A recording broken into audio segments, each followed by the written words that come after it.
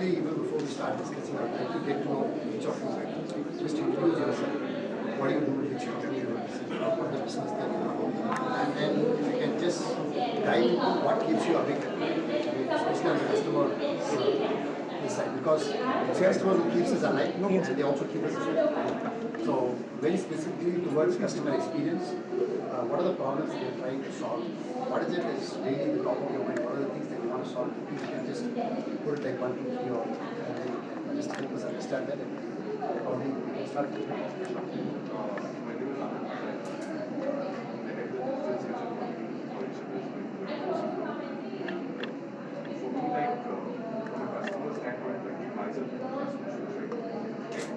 Main layout what we do in our life is that we go to a specific salon, we go to a specific service center, we opt a specific mobile brand.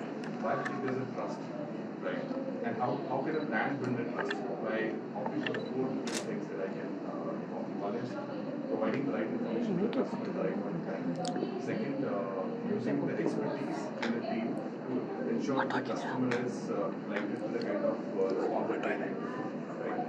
Third is the tools that we are using, so which means that one unified view for the customer, even if he's going to a service center, he's going to a store, or he's coming up online or a chatbot or anywhere, right? Tools where we can view all the interactions of the customer, right? Then the fourth one comes as empowerment. So empowerment is when you empower your people to ensure that the customer gets that delight. So I think these are the 4 key areas, and that's not a problem statement as well. At that time, you can't combine everything, right?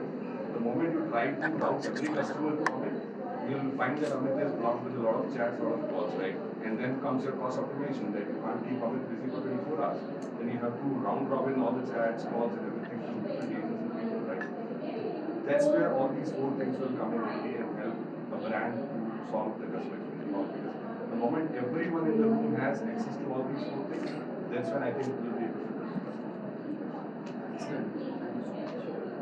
Hi, my name is Sumit. I am heading e-commerce at the Landmark Group Spa at the market. I just joined the Landmark. Previously, I was working with the co-op and almost 8 years of experience in handling fashion industry. And so basically, the one thing that we feel in terms of the customer experience is like to give the personalized resolution for every customer. So this is the target. We believe that this is still missing, and there is a lot of analytics that need to be understood by the AI. Either it is of the offline purchases or the offline history, or even on the online. So this is what we are looking for. That everybody can't have the same solution or the same resolution. So if someone is having our loyal customers, so we could be providing some other resolution as compared to some other new customers. So basically, so this is what we feel that is missing in the technology, and if we can get this resolution, so this could be better. Hi everyone, I'm Josh Bishop from Bakula Barrels. Sorry? Bakula Barrels, it's a fourth generation textiles. The challenge and the responsibility of the fourth one was to work basically on that. Now what I think from a customer's experience point of view, because I'm a young customer, I can understand one thing, that going back 10 years when I was in 2014, I was shopping for the first time when I was something very much like back then people were ready for something new. They were new on the learning point. So they were ready to give you experience, they were ready to give you feedback basically. But now customers won't do that. Customers expect that you should be there. We don't want to tell you that you should have we don't want you to tell that maybe give us a chatbot facility. We don't want that. Customer is not going to tell you anymore. Customer wants you to be there with something that's very unique and it's always in the front. So now you don't have any clarity on what you should give. Will this be too much? Will chatbots be much? Will it not work? Should I just keep 2 persons sitting and handling all the calls? What I should do? We don't have a clear idea, and that's what we think is that we have to find very specific things that customers would really love, but at the same time make it very simple for them to use. That's it from my side. Hi, this is Checkwood. I'm from Open Ladder. I head the product for Open Ladder. It's a very recent shift, but I've been in the commerce industry from last 9 years. So when it comes to how we manage customer experience, how we manage customer experiences, customers come to the brand at various levels of the journeys, whether they can be at a starting phase. We have this funnel of Mr. Philip Kotler where it says, are you in awareness or are you delight or where are you exactly? So they come at different stages to the brand, and we can't treat each customer at the same way. It's very different for each customer, and the guy sitting on the CS on the side, he doesn't know where he's ending it or where he's starting it. So maybe he must have visited our experience center, or he must have visited our website, he must have done his research. You can't give the same answer to everybody on one side. Second thing is, the customer on the other side is more aware of the product than the guy selling it for him, or the guy who is someone who is speaking to him. So it's very important for us to prove that, okay, fine, you know what it is, but you tell me what is it you want, and we answer it for you. Something that are we doing it right, or because being in digital, I go way back to my native days where I see a shopkeeper saying early in the morning, someone walking in, he says, "Is it available to you?" "No, it's not available. You can walk off." Because looking at the customer coming from different shops or different stores, he must have seen him before or whatsoever. His experiences that he knows he's going to convert or he's not going to convert. So he knows how to give that experience to him, or he is a high valued customer, he's a low valued customer. Being in this digital phase, unless we know exactly what customer is, or we know what his traits are, if we don't know what his, maybe we can say click-through rate, or maybe his previous purchases, maybe unless you know much background about the customer, it's very unsatisfactory journey that I provide to the customer if I'm not treating him in the way that he's expecting. Thanks to this digital first brands, or thanks to this Amazons or Flipkarts of India, where they're setting up the bar very high compared. It's very important for the brands like ours where we try to reach it. That's one side, and second side is the journey is very. The gap between the purchases are very high for some brands. The gap between the purchases are very low. The cycle of purchase, or you can say that. If you are not treating, if you're stopping the customer there, that okay, 4 years back he visited me and he was at this stage. If I'm treating him at this stage again, it's very wrong. He has gone through a learning curve. He has gone through a path. Now I have to carry that path across in my customer experience journey too. So I think it's very important for us to understand that and treat the customer in order to make sure that we are doing what he's exactly expecting. I think that's what You both touched upon hyper-personalization. Changed. I never thought my grandma would buy online, so she's shopping these days. So I'm actually not surprised. Hi, I'm Venki. Prestige. We are a very traditional cookware brand. So most of our sales are actually not online. We are mostly physical. For me, the challenge that I would say for us in terms of a customer experience, what we want to do is provide the same customer, the same experience regardless of which channel he's coming from, whether it's a traditional Bartan store, our own franchisee stores, or online. How do I maintain a similar customer journey without getting the dealer on board? How do I, because the dealer is not going to want to be part of that, how do I make sure that I am actually doing what the customer wants, not what the dealer wants to sell? How do I educate the customer on what are the available products, which one is right for them, and then guide them to say, this is the one I want, and then buy that regardless of where they are. So those are the challenges that I would say that we are. Hi, I am Anirban. I am with Sangeeta Mobiles. I just joined a year back.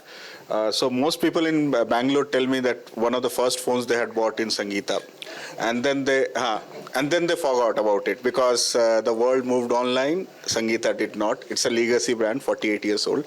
So last year they brought me in to redefine the omni-channel experience. And part of the omni-channel experience is also handling what we'll call the custodian of the customer, in other parlance, call center.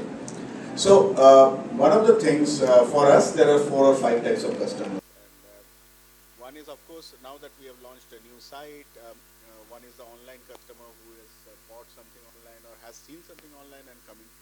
But we also have our stores customers calling us, saying that they had some bad experience of the store, they want to return something on the store. Then we have our own employees calling us customers that, okay, they need this help, that help, because we are all spread across 800 stores. So that also is a very crucial part of our deliverance.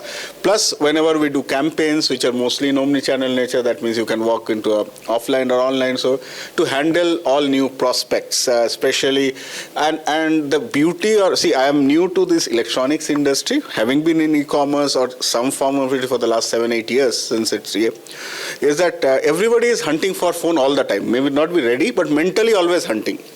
and mentally everybody wants i14 Pro Max. If you are a Apple fan, or in Samsung S22 Ultra. So mentally we are always there. People are always chasing. You do not always know when they will convert and what time they will convert. It's very it is very important for us to stay relevant to the customer. That when, because the i14 sells for 1,50,000. Now very few has ASPs like that in e-commerce. Mobile industry is the only industry which has an ASP of about 20,000 per purchase. Which is like I've been in pharmacy, I've been in lifestyle, I've been in clothes. 3,000 maximum, 2,000 maximum. Taxi industry, cab industry, it's 500 rupees. So for us, it's very important, very, very important. We serve far fewer customers, yes, because but when we are successful closing them, our ROIs are much, much higher. So for us, the challenge is that how do we satisfy all this type of customer using a small force? Because again, everything is cost. And a legacy company, everything counts on profit. We are not venture funded, it's 100% owned by the owner. So everything comes out of the pocket, and how do we maintain cost and yet grow? So that is our biggest challenge. So customer experience for us is actually everything in terms of handling maintaining the wheels of the company going on, because every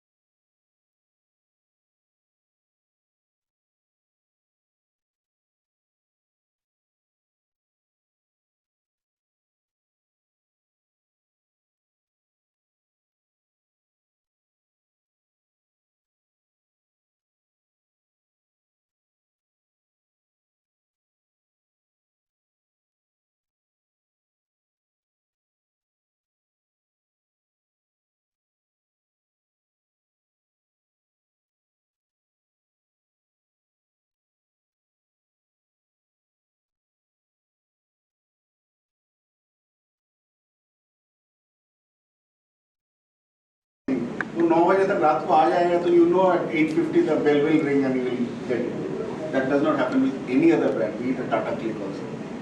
So lot of questions on that side. And उसमें बहुत सारा we have to explain that यार courier pickup देर हो गया, ये देर हो गया, or something or the other.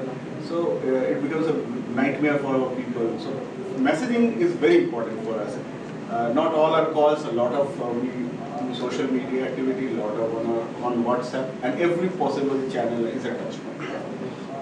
Thank you. Also the general anxiety like for the customer, whether the product will come or not. Yeah, so that's there because people, and very interestingly, what I've seen is that most people will not do a cash on delivery even on phones. So interestingly, will think that should be the hyper-local model of cash on delivery kar do, but you will see the cash on delivery is only a 30%, 70% is prepaid, and you are paid a 1,50,000. एक तो भरोसे पे पे कर रहे हो, वही मेरे लिए बहुत महंगा है. You 1,50,000 you have put, and then you are waiting 2 days for the product to arrive. Now, how many 1,50,000 products do we wait to arrive? हमें तो 500 रुपए का तरकारी में भी wait करना नहीं होता है. So it's a lot of stress situations we handle, especially with this lockdown which happened in China. Pro and Pro Max is out of the market. We hold a few stocks, and there is a virtual riot to get those stocks. I think so. It's lunchtime. We should have pizza. Go Pizza. Yeah, myself, Mahesh Reddy. I'm the CEO for Go Pizza. Now you might be thinking, how come in this tech, internet thing, Pizza Hut sitting over here? We are a food tech company. We sell pizza by technology also. Our USP is speed, size, shape, and space. Shape, it's not round. It's oval-shaped pizza which we sell. It's a South Korean company. Started in Bangalore now. We got Now we open around 20 outlets, and our plan is to open 100 outlets in the coming year. And customer experience, the speed, I feel that is what is everybody expert. Pizza normally takes 15-20 minutes, the outlet also, and delivery 39 minutes, which Domino's have done it. We serve pizza in 5 minutes. That's the technology which is in. We do AI technology, we have robotic at the outlets. That's the technology which we are using to fasten the speed to the pizza. In the Go oven, which we have our own internal oven, a lot of technologies we use as stone pizza so that pizza cooks properly. These all are experience. I've got around 23 years experience in this industry. I feel the customers cannot wait. Time is what, and that's how we were thinking it. Burger can be served in 5 minutes, why not pizza? And that's how we have cracked this. And that's why we launched this brand. And in fact, COVID was a time when we launched, and there was a time when beds were not available. All investors were thinking, what do we do with India? But we utilized the time for opportunity as an opportunity to set the backend for the technology and everything. We set our backend, and afterwards we opened 20 outlets. And luckily we were able to close the C-Series funding with $25 million this year. And believe me or not, guys, we are at the right place, right era, right age, and right country. There are countries like Singapore, which is small. There are countries like South Korea, which is matured. There are countries like China, which nobody wants to go, and India is the only place. And the potential over here with the customer, so many customers, and so much of demand. If we can satisfy the customer with this technology, we are done. Thank you.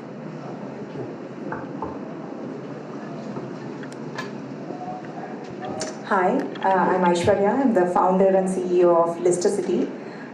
It's a new online classifieds marketplace, and we have over 70 different categories, from properties to cars and bikes, and general market, as well as services-oriented ones like home improvement, beauty, gym, all the way up to professionals. It's a free listing platform for all kinds, and we aspire to be an everything platform, truly an everything platform. While there are ones there out like that, which are everything platform, but they don't come across as that in the customer's mind, because they must have excelled in any one particular thing. Say for instance, even OLX or a Quicker, they would really truly excel in like one of their categories, and the consumer cannot think of anything other than that. So mine is a very classic case. That which keeps me sleepless is, how do I go in depth and maintain breadth? This is like super classic for my kind of in this industry. This type of a company, right? How do we do this? Not just in terms of consumer's mind, but also in terms of ROI for marketing. How do you justify that? You know for sure that say properties and cars are really picking up, and you want to promote it, advertise it, and then it gets stuck in the customer's mind as you are that platform. Then at the same time, then how do I cater to all these other beautiful niche sections there, which are truly going to be useful for the consumer? How do I keep them there, and they come back to something totally different experience the next time, and use it as an overall like a lifestyle sort of a platform? That's my true question. Hi, I'm Sachin Solgaonkar. I'm from Jockey, India. You all know is apparel and fashion, especially the undergarments. I see, this customer experience I have some pointers here, like, when Jockey as a brand we are considering. When I joined 6 months back, I saw they are more into customer service, I would say. Customer experience is a bigger or a larger umbrella. Customer service could be a subset of it, I see like that. For Jockey, it's an international US brand there in the market since last 150 years, and quality of the product is also good. So there is a drive from the market, So we have two segments basically, B2B and B2C. So B2C, there is a huge demand. That's why the distributor model which we run as a B2B, they also buy it from us without any hesitation. Although they have some complaints, but still they will buy from us because the market demand is there. But over the period of time, management has realized now it is not giving a good customer experience, whether it is B2B, B2C, and that's where we need to change. When I mentioned this answer for this customer delight, so whether it is B2B, B2C, that's where I see whether it is our distributor. We have 2,000 plus distributors, and retailers. We are the number one in India. 1,40,000 outlets as a retailer. So there, how do I get their trust? How do I ensure the proper supply chain is being ensured? How do I see a mechanism or put a mechanism in terms of understanding their queries, concerns? That's where we are exploring some of the platforms, I think, and good to say, Simran Bharati from your team, Freshworks here, she is in touch with me for this, recent conversation. So a lot of things we are, working upon to change this, mindset. It's a paradigm shift for a jockey also, to at least in India perspective, to bring that holistic view for a customer delight. Although on the other parameters like brand quality and a lot of other stuff, we are good. We are at par, but we want to grow exponentially. For that, we need to have a better customer experience, and instead of having a customer service as a better rate. So it's a larger umbrella to cover. That's it. So, thanks for the introduction and just speaking your mind, right? In a lot of ways, I can relate to a lot of things you have said. And also, I'm very curious, probably this time we can start with you because you represent TTK, right? I'm sorry if I'm calling TTK a traditional company, but you have been in the business for a very, very long time, but you have seen the change on how it was in the past. Because I can relate, 30 years back, TTK was part of our kitchen and it's still, and probably the way I bought TTK has changed, right? And the customers have also changed. And my mom brought it differently, and today when my wife goes and shops for it, she looks at different places, different marketplaces, right? Now, considering that, the support environment has also changed, right? Now, I'm sure today, when you're supporting your customers, it is not just through retailers or not just through your traditional call centers. Today, I want support on my WhatsApp. I'm reaching out to you through Instagram, Facebook, a lot of other channels, right? If I'm not happy, I just go up to Twitter and then I just say, hey, this is not working. Today, I see people also commenting and posting issues on LinkedIn, right? Probably the last place I want to see. But one quick understanding that I want to hear from all of you is, when you are supporting your customers across these channels, first question is, do you support your customers across all the channels? If in case you are supporting through them, are you able to unify is one? Two, even if you unify, what are the challenges that you see? And specifically, do you see the support is consistent across all these channels? Because someone who's picking phone speaks very differently, someone who's supporting on chat engages very differently. A chatbot is just like instant, right? And then sometimes it solves your problem or creates another problem. Like very famously, when someone, a famous sports person, tweeted saying, my luggage is lost, they asked, who are you, right? So very curious to know how consistent is your support across these channels and what are the challenges that you face around this? So, the majority of our customers go back to the place where they bought the item from. They be it a dealer or a franchisee store. And apart from that, we have a call center number. They call that. We don't currently support anything else. I can't tell you if customers are not coming to us because we don't support it or because they. But while it's still most of our customers will be to the dealer, and then the dealer lodges a complaint. So we have a ticketing system with them. Or the customer calls directly, we have a ticketing system with them. We don't do WhatsApp. We haven't done chatbots. The couple of experiments we've tried, not on the service side but on the sales side for conversions through conversational e-commerce, etc., have not panned out. I don't know if that's because we did something wrong. Most likely because we did something wrong. Let's put it that way. But it's still, on the other hand, it's still a very traditional. The change has been that previously it was only the owner of the kitchen was the wife. When shopping, now it's a family decision. So it's a husband, wife, and children. But it's still very much a traditional thing. Your kitchen is surprisingly very similar to your mom's kitchen, with the exception of maybe a microwave. You got not much difference. You tend to copy your parents' kitchen, and you tend to stick to the brand.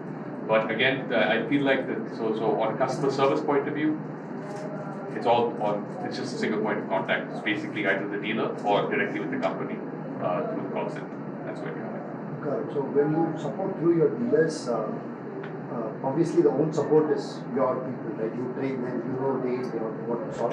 And how is the experience when you go through the dealer? You are able to deliver, or the dealer is able to take care of it.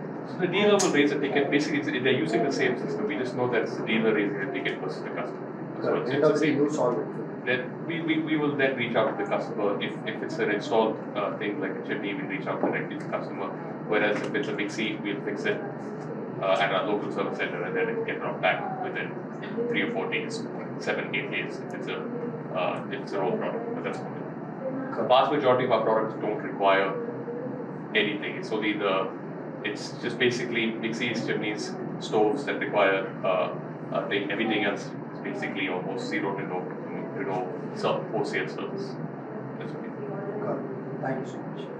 Probably we'll start with you on the table. You are on the table. Sure. Obviously, fossil is not just for everyone, right? I mean, you have a very specific client base, and the support that they expect is also about a certain part, right? Yes. And so, probably, what is your take on this? How do you support them? Channels, again, the same question. Sure. So I think if you look at Fossil as a brand, considering the global presence and the kind of product that we sell to the customer. Fine.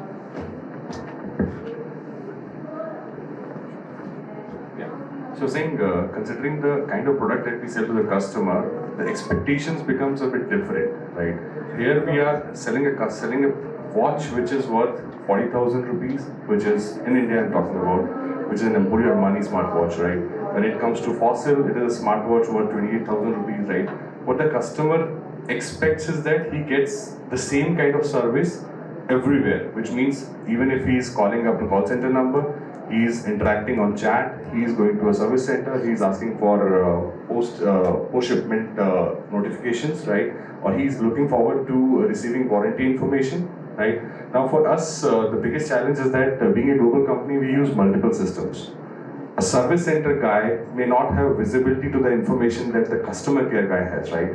For a service center guy, what matters is that what was the customer complaint, right? But then for the customer service people, they have to understand the customer's sales trajectory as well. What has he bought in the past, right? We rate customers, we give them tiers, right? It's a gold tier customer, it's a silver tier customer, it's a platinum tier customer, right? And then basis that, and the reason for doing that is that so that we can actually tell them that what's new in the system, right? So I think from a Fossil standpoint, the most important and difficult part is that having information in multiple systems, right? And then customer touch base at a different level, like you were saying. Nowadays, customers have even started reaching out on LinkedIn. Now, just yesterday, one of the customers who's bought a MK watch, Michael Kors watch in 2019, he reached out to me on LinkedIn saying that my watch is not working. And the service center people are saying that they can issue a partial refund. Why should I accept a partial refund?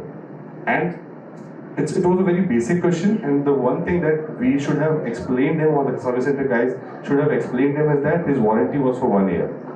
If he could have opted for an extended warranty, they could have helped him in replacing or repairing the watch, right? But then the service center guy's mindset is typically, no, sir, it can't be repaired. A customer care guy can definitely tell them that, sir, your warranty was not there. That's why I'm saying information for Fossil or any brand is very important, so that visibility at every touch point is there, and then that's all we see. And fortunately, there are 2 ex-jockey, ex-page employees sitting in this room, Mr. Sachin. So me and Chakadhar both are ex-page industries. So we know how volume works with jockey and how customer comes from a B2B standpoint and from a B2C standpoint. And the points that Mr. Sachin made was actually making sense. Thank you. So just a little bit of more context I wanted to give to this question.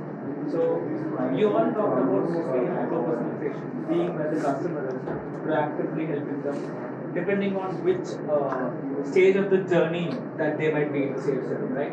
So how does this solve, like how do you see this coming in by investing in an omni-channel experience? Basically, like I think 4 or 5 of you talked about being present in multiple channels for your users, right? So are you actively investing in these new channels? And if yes, like how is the experience so far going? you're if you're investing it in an omnichannel experience, one, it could be for marketing reasons. You might want to push your things through these channels, or you could support them through that. Correct? So if you're investing, that's the first question. Second is, how is the experience in this?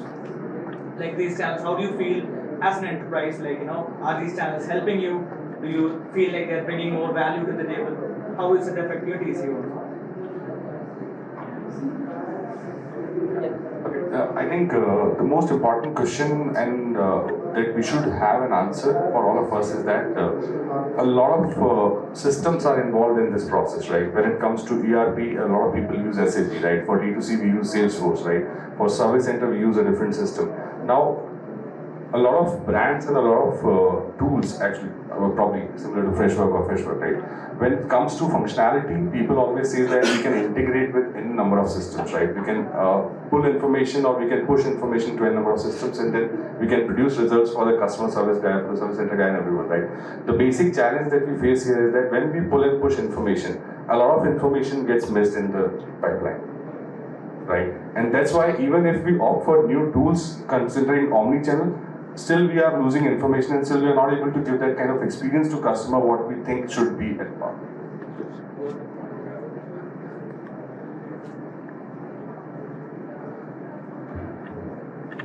So basically, I also agree with him that there's a lot of companies giving the integration of solutions that we will integrate this channel to this channel and all those things.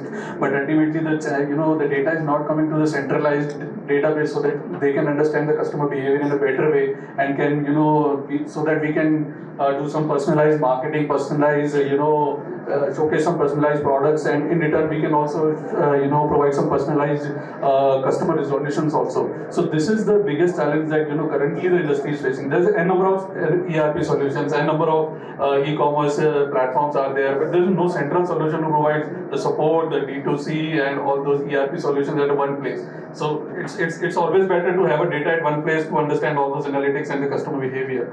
And even our case basically, so we belong to the FMCG industry, so we usually get the repeated orders. Even we get the order multiple times in a day from the same customer. So it's like it might happen maybe after a couple of orders you might have received some rotten tomatoes instead of the fresh tomatoes. So we usually receive the complaints कि नहीं यार बहुत ही खराब हुआ है, so we just can't say नहीं यार this happened. So we know that this is the loyal customer and ordering multiple times, so we have to provide some personalized resolution to him. So for that we must have some a centralized data and the centralized behavior who understand all those things. So this is the thing that we are missing right now. And you also said there should be a centralized support also, where everyone can interact with the WhatsApp and some email and all those things, so that he knows if this customer sometime posted on the LinkedIn sometime back and today is posted on the WhatsApp. At that time we have provided this kind of resolution, today we have to provide this kind of resolution and all those things. So this is also important, and I think that the Freshworks has this thing, but the problem is that all those are ready to integrate all those things, but there's not a centralized solution for all those. I want to take this up is I understand that now the customers are young, and if they are basically, if you can say, they're introverts in a way. They don't want to socialize. They want to be sitting at their place. One of the primary reasons why they're ordering online some products is that they don't want to go out and shop around. They don't want that hassle. They don't want to show their faces to so many. They'd rather just be on their screens, because that's where we grew up. We grew up in a place where everything could be done within 6 inches. We didn't have to go around. So we also look for solution post our sales within that. I don't want to call somebody out. If I could just place an order there, then why should I call that person? I want to solve there within that. This is first from the customer's point of view, which is young. The second is the person is providing support to you. That is also young. They don't want to actually pick up the call and also want to, go ahead with 100 calls a day, finish their target. They don't want that. They also, if we say that, if you could better serve them via online, because their creativity is up. They know how precisely, how quickly they can answer somebody and just get it done with them. That's both the parties become happy. The second where I say is where Freshworks and other softwares come into place is, I believe manufacturing side is absolutely wrong. You cannot win in manufacturing. You cannot win backstage now anymore because we did every operations have been complete. We have so many software, so many tools, everything to make our manufacturing leans, to cut the cost at max we could, do it contract manufacturing, whatever it is, just get the cost cut. But now I feel the cost has been cut enough. Now you can't win there. Everybody has almost similar the same product. We have been winning the product game now. The next game that we have to win is the customer experience game. Because getting till the product, all my brands are going to offer the same thing. For example, Zomato, Swiggy, same restaurant, same food, delivery same. I'll also get a map. I know it's in 30 minutes. I know everything is same. What is not same and what is untapped here is the post sales, which is customer experience, and how well you can do that is where you can win now. At least for the game now. These are the two things which I consider very.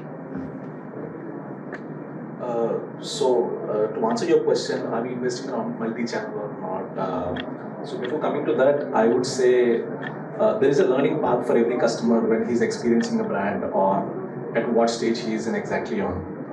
And it's very important. And the second part is the communication, what you're doing to the customer.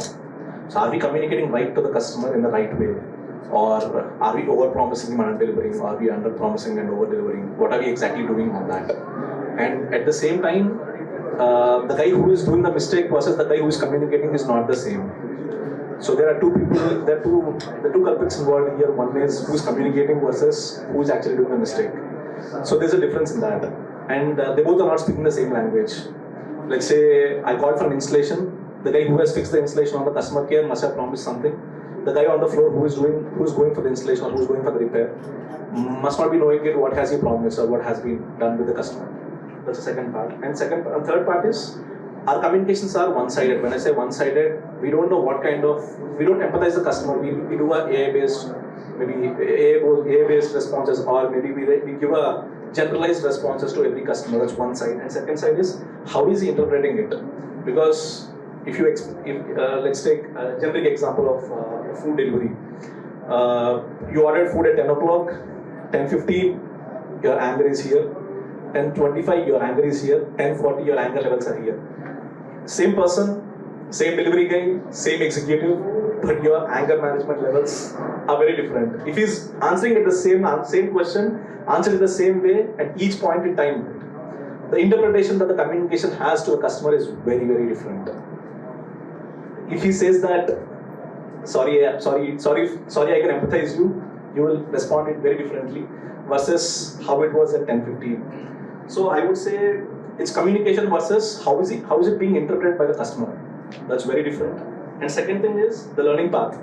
Even though we are investing in channels, so is the customer going through that same channel all the time? Is the customer coming from which channel to which channel?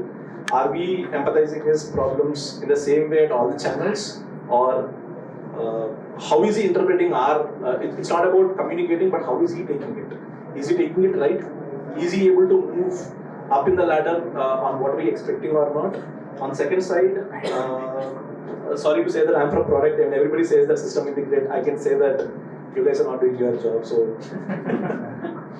I can empathize that what people are going through in their companies. But when we see it from the product side, right, we always see that we always prioritize based on what is the majority of the customers going through. But it's not the majority of the customers who create that noise in the market, but it's always that one or two customers who goes to the agri, make sure that the brand has that image in the market, either going by social media or going on LinkedIn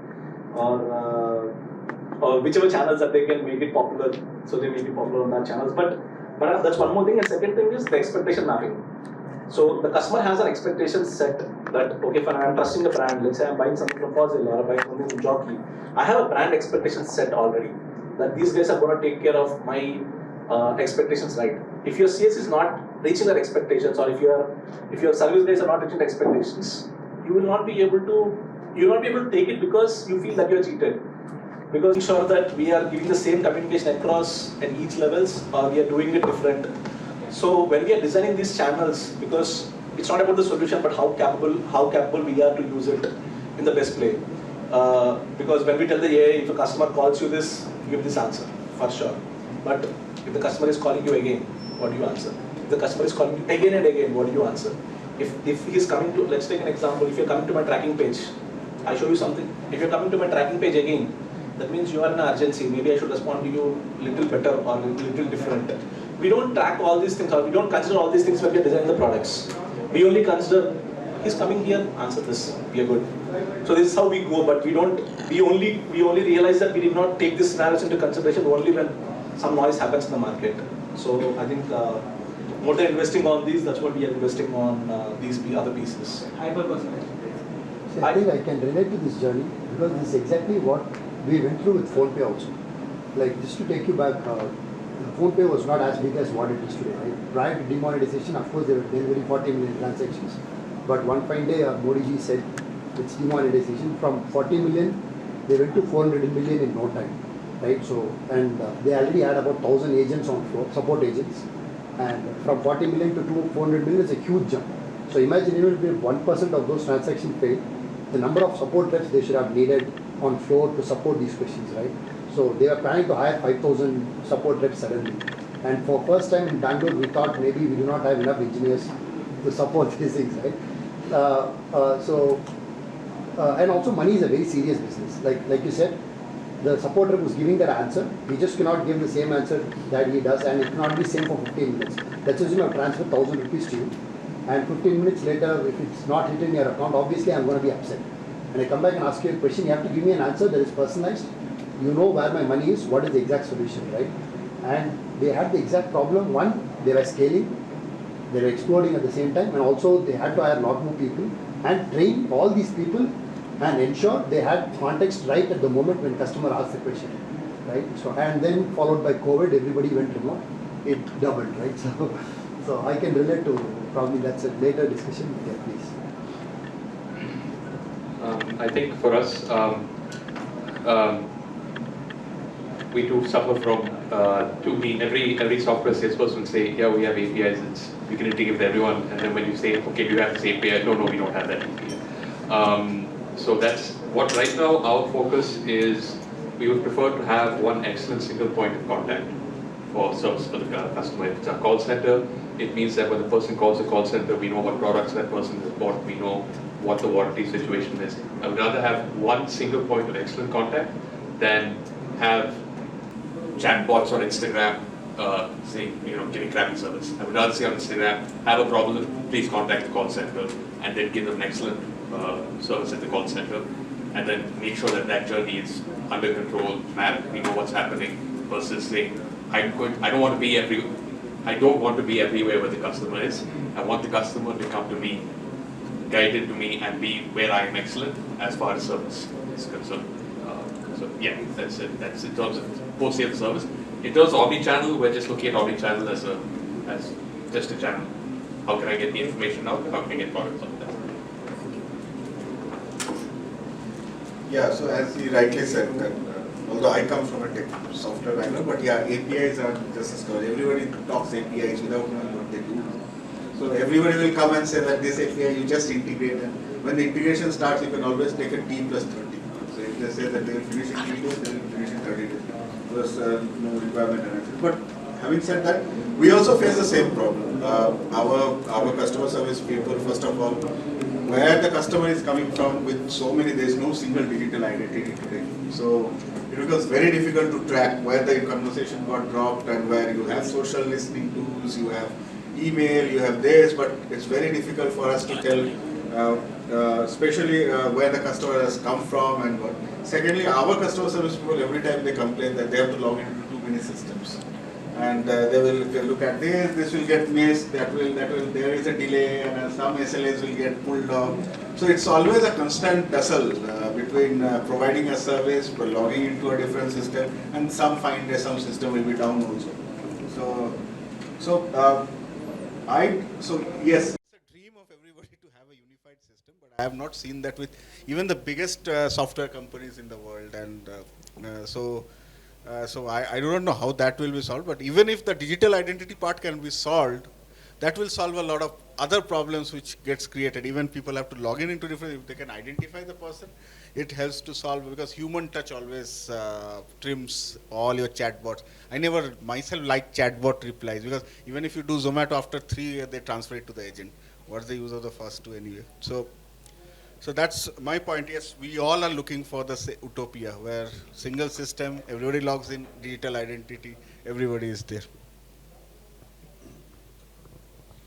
I don't know what to say because mine is a different product, and the product, if it's not served on a time, we cannot handle the customer. But more challenge is I feel every customer giving the feedback and not giving the feedback. If a customer gives the feedback, whether good or bad, we know where we stand. But 80% of the customers do not give the feedback, and we don't know whether we're doing right or not. We only depends on the sales or the bill cuts. Yeah, it's happening or not happening. So the concern is that 80% also gives the customer if we can address that thing. I feel that will be our benchmark to improve year on year, not because of the new products what we are launching month on month. I feel everybody, in fact every industry will be missing this, where every customer gives the feedback. Now, for example, in delivery we can make order. If the product doesn't come on time, they might give it online feedbacks. But actually in the dining, that's the actual dining experience where if you sell the hot, giving a dining experience is different, delivery experience is different. And we still not Singapore. Singapore, nobody cooks the food and everybody orders over there. But in India, no matter what, it will still take ages and time because ghar ka khana, and until I go with my girlfriend or wife outside, then only that experience will happen over there. So the challenge which I am facing over here is that if I get more feedback for me to improve what exactly customers want, that will help me to grow. Otherwise, only few customers were giving the feedbacks. We're working only on that, yeah, this customer didn't like, so he didn't like this shape, so let me work on this thing. So it's not helping me in that.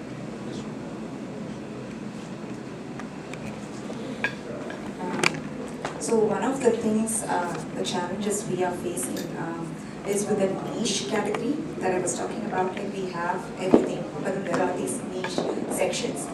For instance, we have a separate section for chartered accountants, one separate for lawyers and one separate for doctors. Even though it's everything, we still want to personalize and give something very specific to that particular niche. So that's where that purchase anxiety happens. Somebody was saying that like you've already made the purchase for like 1 lakh or like 50,000, and then now we are waiting for the product. Say for instance, our education section, it has CA courses that are say it's priced at 50,000, 70,000. They've already it's a new website, it's a new brand, and you've already made the purchase, and now you're waiting. Now you do not know who should you call. Should you call the professor from whom you purchased it, or should you call Listercity, or can I trust it? So in order to ensure that this journey part for the consumer is smooth, and they have a very positive feeling about the brand, I think omni-channel is like not a choice for us. We have to be in that, and in that also specifically, say one of the channels like Telegram is like very big for chartered accountants, and like that's when the community engagement is very important for us, and not just group the brand into like just one thing, and then you keep constantly talking about a variety of things. So the CAs who come to purchase the particular course will not be happy if all the customers who are in all these other sections are just upvoting or like liking these social media messages that we post, and your brand is like growing and people are liking it. They want their community member to acknowledge it.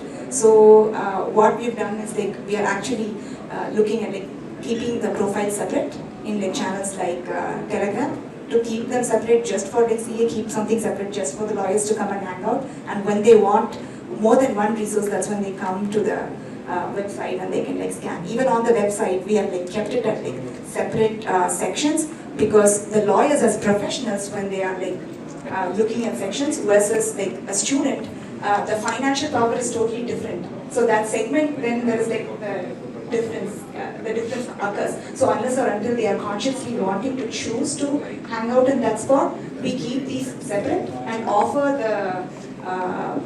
the similarity in terms of the social media or the messaging platform or through this omni-channel. And this is going to be a challenge for us going forward also, because 70 categories, and we are still in idea stage. We have like so many other categories that are on the pipeline, and we are going to be talking to like these different versions of the same consumer maybe. So that I would say is a challenge, and there are some solutions, but like not truly anything that I have seen. Omnichannel experience also to be similar. Absolutely. So I think in the e-commerce business or when we say customer experience, the new word which I recently found is conversational commerce. Right? So that is what people talk about. Talk about different messaging apps and chatbots, AI, and based some applications and a lot of stuff. Right? So the objective is to keep the customer informed, have the right communication at the right time, keep them engaged. Build that loyalty with the customer and all. And I think we were talking about some part wherein how do we handle the complaints, whether it is social media through a channel has come across, whether it is a phone. How do you address those queries or complaints and maybe some information required to the product? There has to be a unified way or unified platform which would help you or enable you to address all those queries through a standard mechanism. I think he mentioned about somebody sent a message on LinkedIn. We had to reply, right? So, but there has to be a proper standardized mechanism, which would help us whenever we set up some, let's say, agent setup. They has to be trained, and there has to be a platform or some mechanism to address those that would help us, to gain more benefit on leverage this conversation commerce, I would say. And yes, of course, the omnichannel, I think that is what we are looking for in the recent times.